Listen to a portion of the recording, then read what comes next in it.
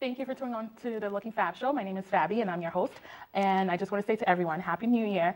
So this show today is about, it's a new year, it's a new you. A lot of people they start with, I want to get this done for 2011, I want to get this done for 2011. So today we're going to talk about New Year resolution, and we're going to talk about different things to inspire you on how to actually make them come to life. And today I have a special guest with me.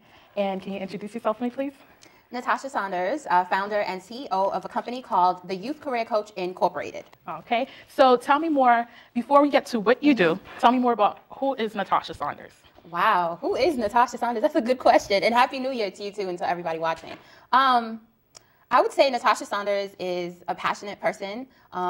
She cares about people and making sure that people are happy or that they kind of just whatever goals they want to achieve in life. It's my job. I personally take that on upon myself to help them achieve those goals. So I guess I kind of just want people to be happy, and I want them to be at peace with their lives and with the choices that they've made. And if there's a choice that they made that they're not too happy about, how do we get out of that situation? And I work a lot with students. So when students call me and say, oh, I got that job, or I got that internship, or an adult that maybe had a bad path in life. Maybe they were, something happened that wasn't good, but then they call me and say, hey, after talking to you, I got married, or I'm having a baby now, or I got a new job, I started a new business. So that, I don't know, people's happiness makes me happy. So that's great. That's so rare in this day and age, because now it seems like everybody's about self, everybody's about getting what they need done. But at the end of the day, it's always nice to try to help each other, because you can't, at the end of the day, you can't do it alone. So what was the inspiration? What inspired you? What made you say, I need to start this? I need to start this. I need to get it done. It needs to get done. This is what I want to do. Wow. I'd say the initial beginnings were, for some reason, people always used to come to me anyways with questions, whether it's students or adults too, used to just come, Natascha, I need help on this resume. Can you help me? Natascha, I'm getting dressed for this interview. Can you take a look at my outfit? Or I'm having an issue with my boyfriend. Can I talk to you about it? And so with the questions that were coming to me, and then I used to work for a retail chain.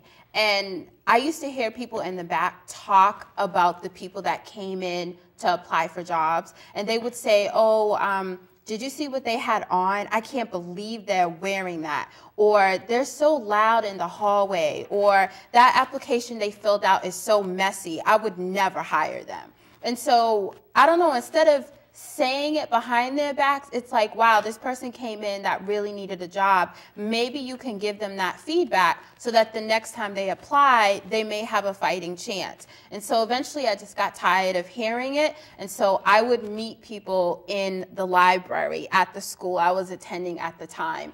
And the librarian came up to me and said, what are you doing? You're always meeting people in the library. And I told her, and she said, well, that's like being a career coach. That's being a life coach. You should look into that. Because I didn't know what it was at the time. And so with her support, I started looking into it. And then that's when people just started calling me the career coach. Oh, okay. So a career coach is basically someone that guides an individual throughout life in different... Yes. When I'm trying to explain it to someone, I say I'm like the Bill Belichick of football. So here you have all of these players. You have Brady. He's the quarterback. He knows the game. He knows how to play the game. All the players know the game, but they have Bill Belichick kind of helping them with the strategy, because I'm seeing it from this side. What about this play? Let's try this. If you work this line and I come around this way, it may work. So that's kind of how I equate myself as the career coach. It's not that you don't know or don't have any ideas, you do. I'm just here to kind of help you fine tune and help you with your strategy to get to that winning goal at the end. Okay. Yeah. Okay, sounds very exciting. So what part of Boston are you from? And that's a good question. So it's funny because one day Hot 97 was giving me a shout out for my birthday. So they're like, oh, she's from Dorchester, Rocks, Roxbury, Hyde Park, West Roxbury, and it's true. I lived in a lot of places. I used to live in Academy Homes across from Jackson Square with my family, but we had a fire at that time. I lost everything that I owned during that period. We moved to Dorchester. From there, we then went to Hyde Park, and now I live in West Roxbury. So, you know, in Boston is my home. Boston is my home. So you basically experiencing the diversity of the different cities. Right, exactly. And then I was part of the MECO program, which buses kids out to school in the suburbs. So I went to school in Natick. So being able to, you know, see what that dynamic is, going to school in Natick, but then being bused back out to Boston, to Roxbury, which is my home. It's interesting. It's interesting. It's a different. Yep. And then one summer, I begged my parents. I wanted to go to summer school so bad one summer because I really wanted to go to school in Boston, but I didn't have that option. So after asking and asking, they said, okay, fine. And I wanted to go to English. So I went to English for the summer, met one of my closest friends at English. So, which is another reason why I'm really passionate about education, because I've seen it from a lot of different angles. Yeah. Okay. So it's a new year, and a lot of people make New Year resolutions. Mm-hmm. I personally stopped making New Year's resolution. I just said, you know what? This is what I need to accomplish. The New Year shouldn't make it different. But it's funny because now when you watch TV, it seems like every New Year, or when it gets close to New Year, you see the same set of commercials. That's true. So you see Workout World. You start seeing all these weight loss commercials. Right. You start seeing all these school commercials. You start seeing all these commercials about basically gearing to the fact that a lot of people make New Year's resolution that's probably going to fall a month or two down the line. So do you make a New Year's resolution? What are your thoughts on that? You know, I don't, actually. I am a goal setter, and I do write vision statements. So maybe in a way that's kind of equated to a resolution, but more so I think visions and mission statements are really personal. And I kind of go back and reanalyze them throughout the year. So I wouldn't call it a resolution, but maybe it is a kind of a resolution. So what do you think is the difference between, or if is there any difference between a resolution, setting a goal, or setting a vision statement? And for those who, for some reason, don't know what a vision statement is, do you want to clarify? Sure. You know what? When you look it up online, vision statement, mission statement, goal setting, it seems to be defined interchangeably. So in a sense, we can put them all together and say it's essentially the same thing. So, but a vision, I really take that personal because it's the sum of the whole. So for a vision statement, in that we would include maybe a personal goal like being healthier, being happy. Maybe you want to be financially well off. So for example, in my vision statement, it had stated, you know, I am a dynamic motivational speaker. I am a highly sought after author. I am in perfect health in mind, body, and soul. I am a millionaire. I am in a full-time doctoral program. Those are all kind of meshed up into this vision statement and made into a paragraph form. And then you take the goals and it's like, okay, Natasha, well, if you want to be a certified career coach, what are you going to do about that? And then that's when I said, okay, well, the goal is I'm going to find a program, I'm going to study, I'm going to take the test, pass. And I've done that. So my vision statement I set last year, and those things were in them. And then a year later, I accomplished that. I start Northeastern as a full-time doctoral student on Monday.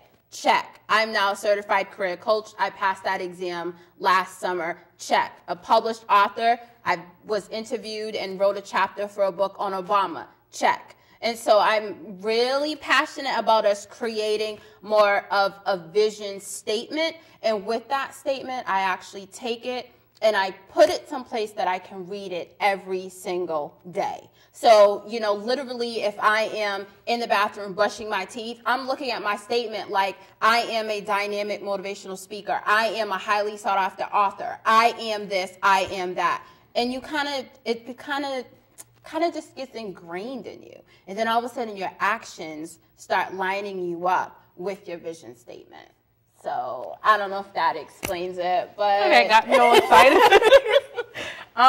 So a vision statement doesn't. It's just almost. Is it like? Can you be almost classified as like maybe a to-do list, things that you want to do throughout the year, or because I know a lot of businesses. Because when someone first say vision statement to me, the first thing I think is I thought of vision statement is just for a business, but a lot of businesses do also have vision statements. So what you're talking about, or what they call mission statements. Yes. Okay. With a vision statement, if you noticed, last year I wasn't a published author and I wasn't a certified career coach. But my vision statement says I am a certified career coach and I am a motivational speaker. So the difference between a goal is you haven't done that yet. This is a goal, I want to achieve it. But my vision tells me I'm already there. So when you write your statement, you want to put it in the present tense as though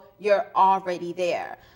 Even though you're not. Exactly. Okay, so you're kind of like training your mind to believe. Exactly. Okay. That's it. Because all of a sudden, you know, it's like, wait, I am a speaker, and then I'm getting calls to speak, and well, I am an author. I hadn't published anything, and the first magazine to call me was Working Mother Magazine, and then I now write for Color Magazine USA, wow. And then it's like how I got this Obama is called Obama and Black Loyalty by this guy named Van Coley Thompson. He's the editor of the Michigan Chronicle newspaper, and once someone on his team found me on Facebook. And, you know, just the day before this guy emails me, someone said, you post too much on Facebook. Every time I log on, Natascha's doing this and Natascha's doing that. And I felt bad. I felt like, oh, okay, maybe I need to not post so much on Facebook. And then the next day I woke up and I'm like, hey, wait a minute. If you don't want to follow me, you don't have to follow me. You don't. And then that afternoon, I ended up getting a call from the guy asking me if I wanted to write a chapter for that book. And they were following me on Facebook.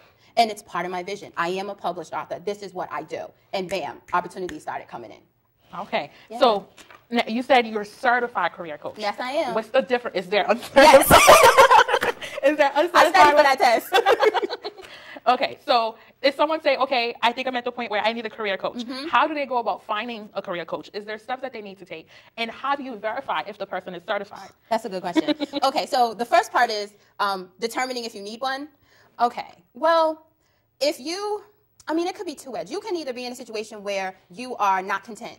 You're not content where you are professionally, and you're like, okay, I'm not happy at this job. I know I want something else, but I don't know what it is. I need to talk to someone. Then you call someone like me. But then I have individuals that are content where they are, but they want to map out a strategy in order to kind of get a promotion. I've had students that are interns, and it's like, how do you turn that internship into a full-time opportunity? How do you get promoted on your job so that you're not stuck in the position that you're in right now? Then you'd want to talk to a career coach. So once you make that decision, okay, I want a coach, everything is online. There is an association for everything. So, for example, I'm a member of the National Career Development Association, and I'm also a member of the Professional Association for Resume Writers and Career Coaches. And if you find those associations, they have a directory. That's fine. They have a directory of professionals that you can reach out to. You could Google, if you Google career coach.